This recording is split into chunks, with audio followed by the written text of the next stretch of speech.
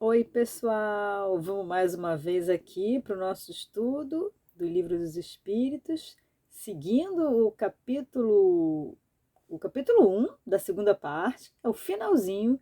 A gente vai terminar hoje esse capítulo e a gente vai falar sobre anjos e demônios. Vamos então nos concentrar e fazer a nossa prece primeiro, pedindo auxílio das correntes da casa do coração, que entrem pela nossa casa, nos trazendo bênçãos, nos trazendo um passe magnético, trazendo equilíbrio, harmonia para o nosso corpo físico, mental, espiritual, percorrendo toda a nossa casa, todos que moram conosco, trazendo saúde, proteção, magnetizando nossas águas, trazendo aqueles fluidos necessários para a melhora da nossa saúde e pedindo para que a nossa mente seja receptora desses ensinamentos, a gente possa ser esclarecido para andar um pouquinho mais rápido na nossa caminhada. É isso aí. E vamos lá. Vamos então para esse capítulo, finalzinho de capítulo 1, parte 2, que vai falar de anjos e demônios. E aí a primeira pergunta é assim: os seres, a que chamamos anjos, arcanjos, serafins, formam uma categoria especial de natureza diferente dos outros espíritos? Não, não. Esses seres não são diferentes, não são especiais, né? Os anjos são seres que nós seremos anjos, né? São seres criados. A gente viu lá nas nossos outros estudos que todos são criados iguais. Então eles não são especiais. Eles passaram por todo esse processo da evolução para chegarem a anjos. Foram criados simples e ignorantes. Então, vão ascendendo através de provas, sacrifícios, muitas reencarnações, estudo, experiências, até chegarem em espíritos puros. Lembra que a gente viu espíritos imperfeitos, depois espíritos bons, depois chegam os espíritos puros? São esses os espíritos puros que são os anjos, tá bom?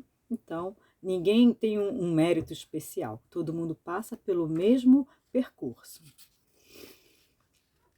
A outra pergunta: os anjos hão percorrido todos os graus da escala?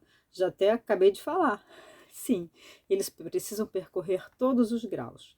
Uns vão mais rápido, outros mais devagar, dependendo, né, da personalidade, dependendo. Um fica ali mais recalcitrante no erro, outro vai mais rápido. Então depende do livre-arbítrio, né? Então alguns vão mais rápidos, outros vão mais devagar. Isso é que traz as diferenças. Mas todos saíram do mesmo lugar, do mesmo ponto, e vão chegar na luz como anjos, como espíritos puros. Todos. Outra pergunta: sendo errônea a opinião dos que admitem a existência de seres criados perfeitos, né? Então, já que ninguém foi criado perfeito, né, como é que se explica que algumas crenças têm a tradição de, como é que se fala? Idolatrar, né? Alguns anjos, alguns seres de luzes, né? Isso é natural do ser humano, né? Isso é natural. Vamos dar um exemplo assim de uma tribo, num lugar, começa a idolatrar alguém que seja é, poderoso, iluminado realmente, né? E quando essa personalidade morre, né? Eles continuam endeusando aquela figura, né? A gente tem até vários exemplos aqui na nossa história, né? Vamos pensar assim, São Francisco, né? De todas as etapas que ele passou, né? Para ele chegar a um espírito iluminado. Né? Hoje ele é considerado um santo, é um espírito iluminado, um anjo. Né? Mas ele não foi sempre anjo, a gente pode comprovar pela história dele. Né? O próprio Paulo, né? Perseguia e matava cristãos, não é verdade? Houve aquela transformação que a gente foi testemunha, né, através da história. E hoje ele é São Paulo, ele é santo, ele é um anjo, ele é um espírito iluminado e um espírito puro, né? Mas são exemplos assim de seres que a gente pode constatar a evolução deles, né? São exemplos vivos, né? É bem legal isso. Há demônios no sentido que se dá a essa palavra? Se houvesse demônios, seria obra de Deus. Mas, porventura, Deus seria justo e bom se houvera criado seres destinados eternamente ao mal e permanecerem eternamente desgraçados? Ou seja, não existem demônios, né? O que se chama de demônio, né, para nós aqui, como a gente estuda, a gente vê que são os espíritos imperfeitos, aqueles que ainda estão errando, que ainda não descobriram o caminho certo, né? Então, os espíritos imperfeitos, mais maldosos, né, são aqueles que a gente chama de demônios, né? Não existe um demônio personificado lá do outro lado.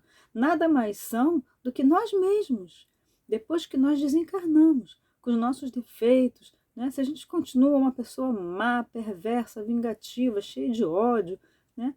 O que a gente se torna do outro lado? Um obsessor, um demônio, essas coisas que a gente personifica, né? De vermelho, de tridente, de rabo, de chifres, essas coisas. São mentalizações nossas que a gente cria na nossa cabeça, certo? Vamos então... então, assim, os demônios, gente, são a gente está falando tudo de espírito, tá? Dessa escala espiritual. Se é demônio, é um espírito imperfeito. Se é anjo, já está um espírito puro, tá bom? É só uma questão de nomenclatura.